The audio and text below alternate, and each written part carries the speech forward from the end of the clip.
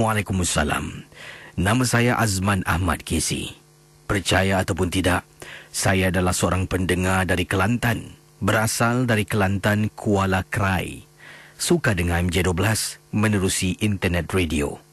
Tatkala kalau ada masalah, saya dan juga abang saya memang gelisah kalau tak dapat mendengar siaran ini di Singapura.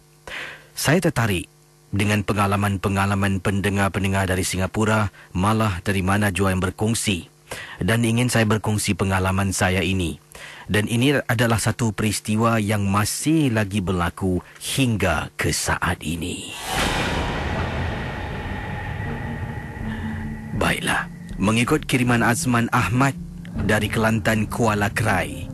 Beliau berkisahkan pengalaman beliau yang tak dapat dilupakan dan ini berlaku di rumah kampungnya hingga ke saat ini. Perkara ini masih lagi membelenggu beliau, abangnya dan juga keluarganya khususnya.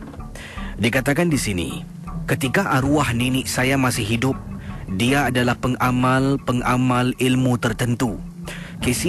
Perkara ini ditahu oleh penduduk-penduduk kampung yang terdekat. Nenek saya bukan malah mempunyai ilmu. Dengan ilmunya, dia telah pun juga membantu beberapa keluarga. Tapi saya, abang, ibu dan ayah memang tahu perbuatan nenek, arwah nenek tika itu adalah satu yang salah. Nenek akan menyeru pada setiap hari Khamis malam Jumaat, nenek akan bakar kemenyan, asapkan rumah. Satu rumah akan bawa asap kemenyan KC. Dan nenek saya pada tika itu, sebelum dia meninggal dunia, usianya 89 tahun. Tapi tenaga yang dia ada lebih kuat dari saya dan abang saya. Cuba KC bayangkan, nenek saya boleh angkat seekor lembu. Itulah satu perkara yang cukup menakjubkan. Angkat seekor lembu hanya dengan menggunakan kedua belah tangannya. Saya pernah lihat pada satu malam, apabila saya bangun daripada bilik, nak pergi tandas. Rumah tandas orang-orang kampung ni KC bukanlah macam rumah-rumah mungkin orang-orang yang ada rumah sebuah ataupun anda yang tinggal di Singapura, kata Azman. Kami perlu keluar. Tandas kami terletak di belakang rumah. Dalam perjalanan saya nak ke tandas, selepas keluar dari pintu belakang, pintu dapur, saya terperasan ada seorang makcik ni. Dan bila saya perhatikan betul-betul, dia sedang angkat lembu.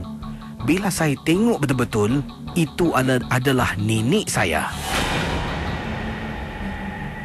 KC, sebenarnya nenek saya menggunakan lembu untuk upacara-upacara memuja. Darah lembu itu akan digunakan dan sebagainya yang tak nak saya jelaskan kerana akan menjadi terlampau panjang, kata Azman Ahmad.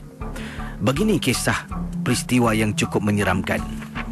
Saya sudah sedikit sebanyak berkongsi pada KC dan juga para pendengar Misteri Jam 12 tentang keadaan nenek saya yang mempunyai penunggu saka dalam badan. Begitu kuatlah pada usia yang sedemikian rupa boleh angkat benda-benda yang kita yang muda manusia biasa tidak boleh melakukannya. Nenek saya telah pun meninggal dunia. Mungkin agaknya seperti yang kita tahu, kata Azman, ajal maut di tangan Tuhan.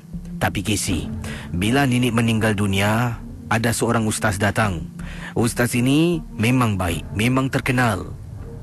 Namanya Muhsin. Saya panggil Haji Muhsin ataupun Ustaz Muhsin, kata Azman.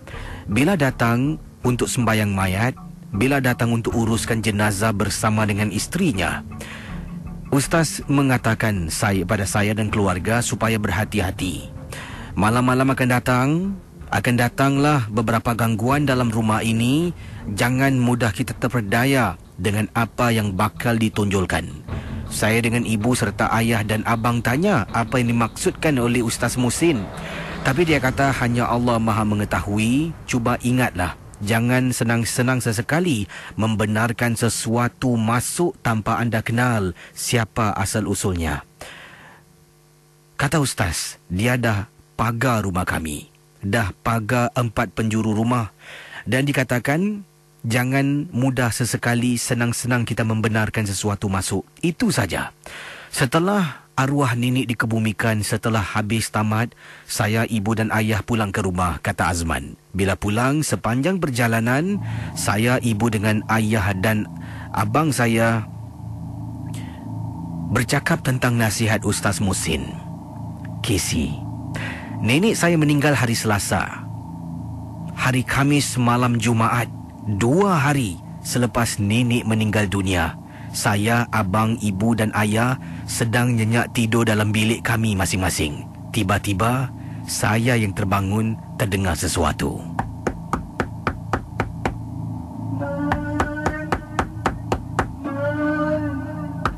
Buka pintu, Man. Man, nenek balik, Man. Buka pintu, Man.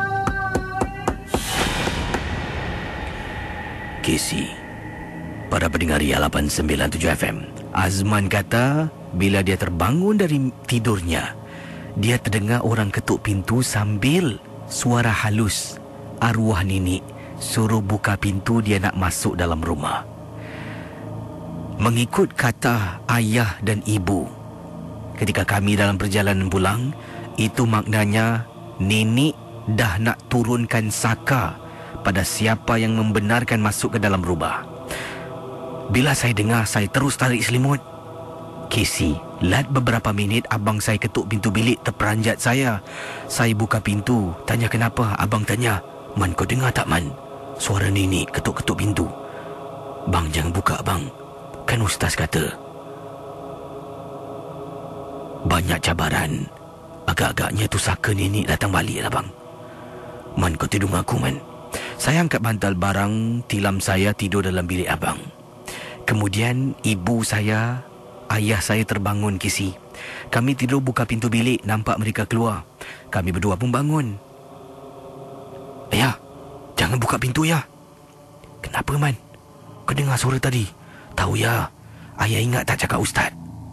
Alah, tak apa tidur, Casey, saya, abang tidur sebilik, ibu dengan ayah balik bilik masing-masing. Ketika ibu dengan ayah balik bilik masing-masing, baru saya dengan abang setelah setengah jam berbual, nak lelapkan mata, saya terdengar ibu saya terpekik sekuat-kuatnya, Casey. Saya dengan abang terus bangun masuk dalam bilik ibu. Terperanjat ibu saya pun terperanjat, abang terperanjat, ayah saya terperanjat. Apabila tengok dekat jendela, Casey, memang terperanjat bila ternampak susuk tubuh arwah nenek berkafan macam hantu pocong depan tingkap dengan nada suara yang menyeramkan, seolah-olah nak masuk dalam rumah. Kasih nenek masuk. Kasih nenek masuk. Gangguan ini berterusan sampai ke saat ini.